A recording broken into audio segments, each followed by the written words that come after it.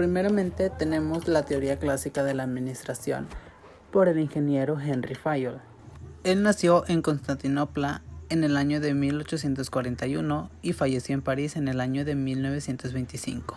Se graduó a los 19 años de edad como ingeniero de minas. A esa edad ingresó a una empresa metalúrgica y carbonífera, en la cual trabajó hasta los 70 años, y el último puesto que ocupó fue el de director general. En el año de 1916 expuso su teoría de la administración en su libro llamado Administración Industrial y General. Allí él planteó toda su teoría y lo que él opinaba acerca de cómo debería ser la administración. Dentro de esto tenemos las 6 funciones de la empresa o la industria de la que nos habla Henry Fayol. La primera es la función técnica, que está relacionada con la producción de bienes o servicios de la empresa. Seguida de esta tenemos la función comercial, que son aquellas relacionadas con la compra, la venta o el intercambio de bienes y servicios en la organización. Está también la función financiera, relacionada con la búsqueda y gestión de capitales. También tenemos la función de seguridad, relacionada con la protección y preservación de los bienes y las personas. Está la función contable, relacionada con los inventarios, los registros, los balances, costos y estadísticas que maneja la empresa. Y por último tenemos la función administrativa. Esta tiene interacción con las 5 funciones anteriores y es la más importante, pues esta coordina y sincroniza las demás funciones. Ahora tenemos las funciones del administrador, estas que el ingeniero Henry Fayol define como lo que hoy conocemos proceso administrativo. Como parte de la teoría clásica de la administración, tenemos a el fundador de esta teoría, que es el ingeniero Henry Fayol, Constantinopla 1841 y París 1925. Fayol sistematizó el comportamiento gerencial, estableció 14 principios de la administración, dividió las operaciones industriales y comerciales en 6 grupos que se denominaron las funciones básicas de la empresa. Esta teoría tiene como énfasis la estructura y la eficiencia, además de un enfoque de organización formal, anatómico y estructural, principios generales de la administración, funciones básicas y funciones del administrador. Esta teoría suele ser comparada con la de la administración científica y esta hacía énfasis en las tareas que realizaba el obrero. Pero la teoría clásica obviamente daba un enfoque a la estructura y la función que debe tener la organización, en este caso una empresa, para poder llegar a esos objetivos que quería cumplir. Entendemos por la teoría de la administración a que es una organización en términos de estructura, forma y disposición de las partes que la constituyen, además de la interrelación entre esas partes, siendo por tanto estática y limitada. Cuenta con una jerarquía o cadena escalar, lo que lo fundamenta en el principio de unidad de mando, que significa que cada empleado debe reportar solamente con un superior. Esta teoría tiene 2 puntos de vista, el social y el de función. Dentro del social está la interacción de personas para el alcance de objetivos. La organización implica cualquier iniciativa humana intencional y las empresas constituyen un ejemplo de organización social. Esto se debe a que, como cuenta con un grupo de personas, se considera una organización y la interacción entre estas mismas. Desde el punto de vista de función se analiza como función administrativa. La organización significa el acto de organizar, estructurar y destinar los recursos para el alcance de objetivos. Como parte de esta teoría, o más bien lo que eran las funciones básicas de la empresa, también se cuenta con habilidades administrativas, que es la técnica, humana, conceptual y de diseño. Dentro de la habilidad técnica es el conocimiento y la pericia para realizar actividades que incluyen métodos, proceso y procedimiento, es decir, la principal. También se habla de la habilidad humana, que es la capacidad de trabajar con personas, el esfuerzo cooperativo y el trabajo en equipo. Aquí entra lo que es el punto de vista social. Como parte de la habilidad conceptual es la capacidad de ver la imagen del conjunto, de reconocer los elementos importantes en una situación y comprender las relaciones entre ellos. Por otra parte, dentro de esta teoría tenemos ventajas y desventajas. Dentro de las ventajas, los conocimientos adquiridos para enfrentar el trabajo administrativo permiten su aplicación en otras actividades. Esto quiere decir que los conocimientos adquiridos mediante un procedimiento o el proceso de administrar no solo se debe aplicar en una empresa, puesto que algunos de los principios planteados pueden enseñarse y aprenderse. Las desventajas, su aplicación general era para un ambiente estable y no turbulento como el actual. También la mayoría de los principios son considerados muy generales. La aceptación rígida de esta teoría es mucho menor ante empleado con conocimientos y preparación técnica y general. Bueno, compañeros, yo pasaré a hablarles sobre los elementos de la administración. En este campo se toman en cuenta 6 elementos que enseguida se los voy a explicar. La eficiencia es la capacidad de reducir al mínimo la cantidad de recursos usados para alcanzar los objetivos o fines de la organización, es decir, hacer correctamente las cosas. Se puede hacer aumento de la eficiencia cuando, punto número 1, logramos incrementar la capacidad de productos obtenidos, manteniendo constante el volumen de recursos de empleados.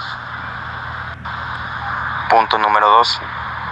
Mantenemos constante la cantidad de productos obtenidos, disminuyendo así la cantidad de recurso empleado.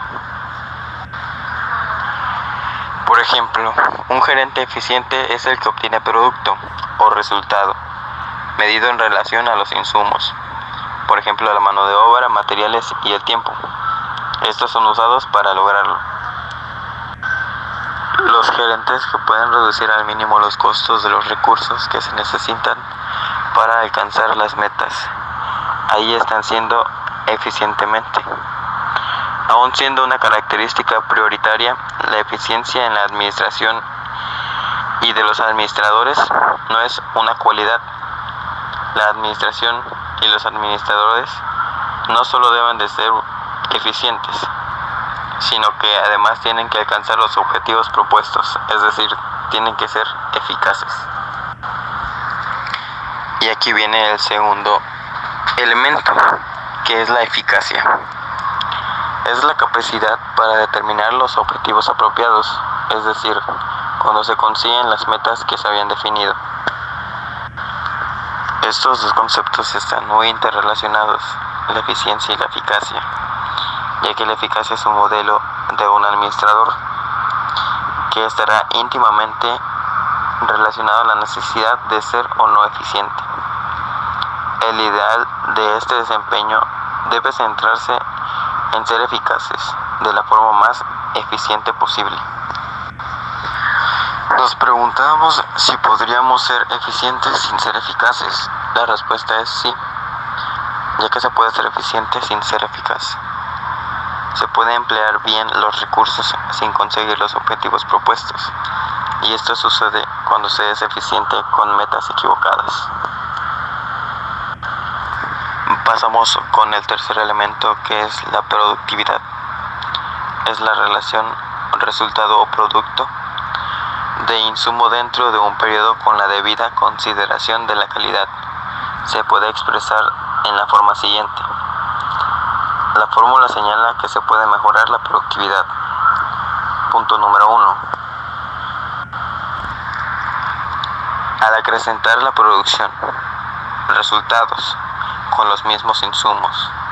Número 2. Al disminuir los insumos, manteniendo la misma producción. Número 3. Al aumentar la producción y disminuir los insumos para cambiar la razón de un modo favorable. Existen varias clases de insumos, como lo son el trabajador, los materiales y el capital. Sin embargo, sin duda alguna, la mayor oportunidad para aumentar la productividad se encuentra en el propio trabajo, en el conocimiento y en especial en la administración. La productividad implica eficacia y eficiencia en el desempeño individual y organizacional. Pasamos al elemento número 4, que es coordinación de recursos. Y la organización, para lograr sus objetivos, requiere de una serie de recursos.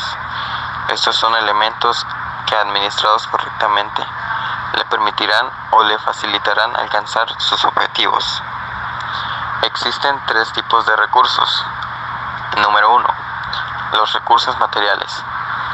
Aquí quedan comprendidos el dinero, las instalaciones físicas, la maquinaria, los muebles, las materias primas, etc. En el punto número 2, que son los recursos técnicos. Bajo este rubro se listan los sistemas, procedimientos, organigramas, instructivos, entre otros. En el punto número 3, que son recursos humanos. No solo el esfuerzo o la actividad humana quedan comprendidos en este grupo, sino también otros factores que dan diversas modalidades a esa actividad. Por ejemplo, los conocimientos, experiencias, motivación, intereses vocacionales, aptitudes, actitudes, habilidades potenciales, salud, entre otros. Los recursos humanos se han dejado el último, no por ser los menos importantes, sino porque requieren de una explicación más amplia. Los recursos humanos son más importantes que los otros 2. Estos pueden mejorar y perfeccionar el empleo y diseño de los recursos materiales y técnicos, lo cual no sucede a la inversa. Elemento número 6, que es el grupo social. Este elemento es de gran importancia porque sin él no se puede dar la administración. La administración siempre se da dentro de un grupo social, entendiéndose por grupo social. Grupo de personas, empresas, instituciones que de alguna forma comparten los mismos objetivos. Aquí pasamos al elemento número 6, que es el objetivo. La administración siempre está enfocada a lograr fines o resultados. En ocasiones, los ejecutivos no relacionados con los negocios afirman que el objetivo de los administradores de negocios es sencillo: obtener utilidades o beneficios para muchas empresas de negocios. Una meta importante es el aumento a largo plazo. Los principios de la administración. Son 14 principios de administración de Henry Fayol, que son un conjunto de normas que estableció para que el proceso administrativo fuera más efectivo. Es decir, que son normas que nos servirán para realizar adecuadamente el proceso. Los 14 principios establecidos por Henry Fayol son: división de trabajo. La división del trabajo consiste en fragmentar las tareas necesarias para la producción de un bien o un servicio.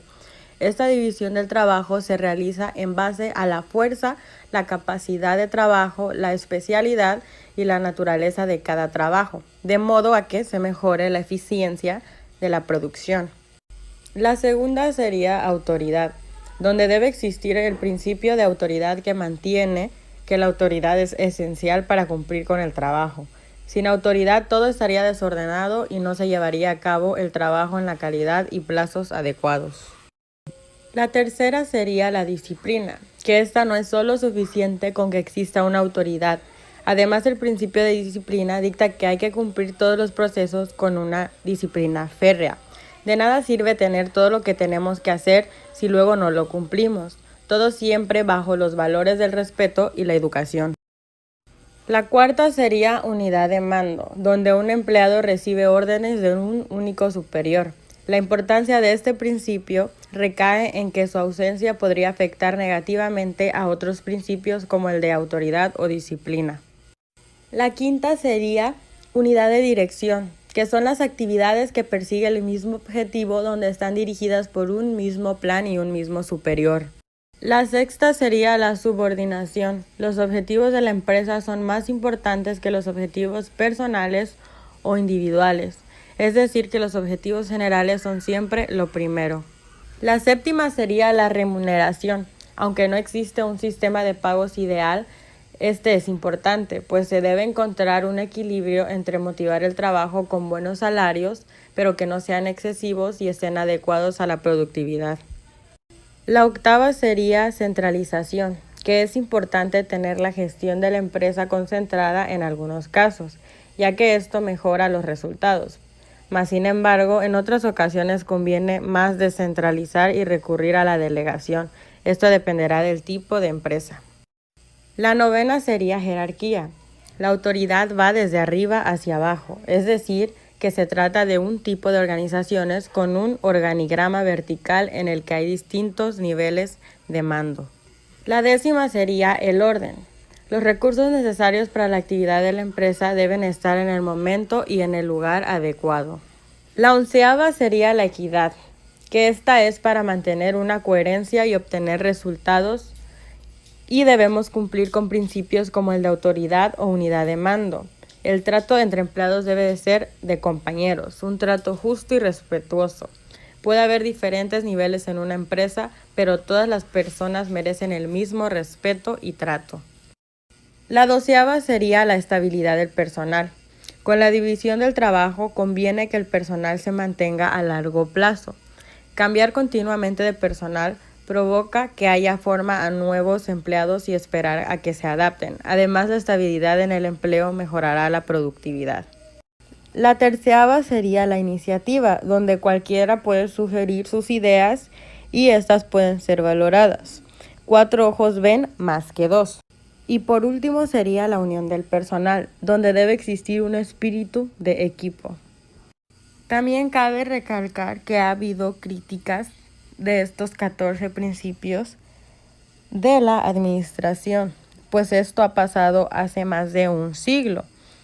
Así que muchos expertos en la gestión empresarial y de equipos aluden a que algunos de estos principios deben ser revisados, ya que las compañías actualmente han evolucionado mucho, pues estas pueden ser útiles en algunos casos y no debemos tomarlo como algo fijo.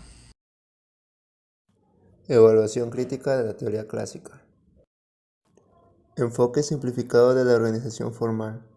La crítica se le hace a la visión simplista y reduccionista de la actividad organizacional, debido a que los autores clásicos conciben la organización en términos lógicos, formales, rígidos y abstractos. Principios generales de la administración: organización formal, máxima eficiencia, amplitud de control, división de trabajo, unidad de mando y especialización. Ausencia de trabajos experimentales.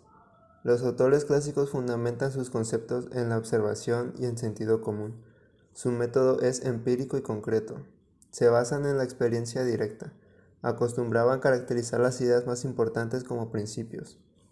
Sus principios de administración carecen de presentación metódica. Falta de comprobación científica en las afirmaciones de los autores clásicos. Ultrarracionalismo en la concepción de la administración. La crítica es la falta de realismo en el análisis de la administración. El insistir en la concepción de administración como un conjunto de principios universalmente aplicables. El apelar a la experiencia directa. Y la organización es un medio para alcanzar la máxima eficiencia en los aspectos técnicos y económicos. Teoría de la máquina. Los autores modernos denominan la teoría clásica como teoría de la máquina, por el hecho de establecer que en determinadas acciones y causas ocurrían determinados efectos o consecuencias dentro de alguna correlación razonable. El enfoque mecánico llevó a los clásicos equivocadamente a la búsqueda de una ciencia de la administración. Enfoque incompleto de la organización. La teoría clásica solamente se preocupó por la organización formal, descuidando completamente la organización informal al no considerar el comportamiento humano dentro de la organización. La llamada teoría de la organización formal realmente no ignoraba los problemas humanos de la organización. Sin embargo, no consiguió dar un tratamiento sistemático a la interacción entre las personalidades y los grupos informales. Enfoque de sistema cerrado. La teoría clásica considera la organización como si fuera un sistema cerrado compuesto de algunas pocas variables, las cuales se pueden manejar mediante principios generales y universales de la administración.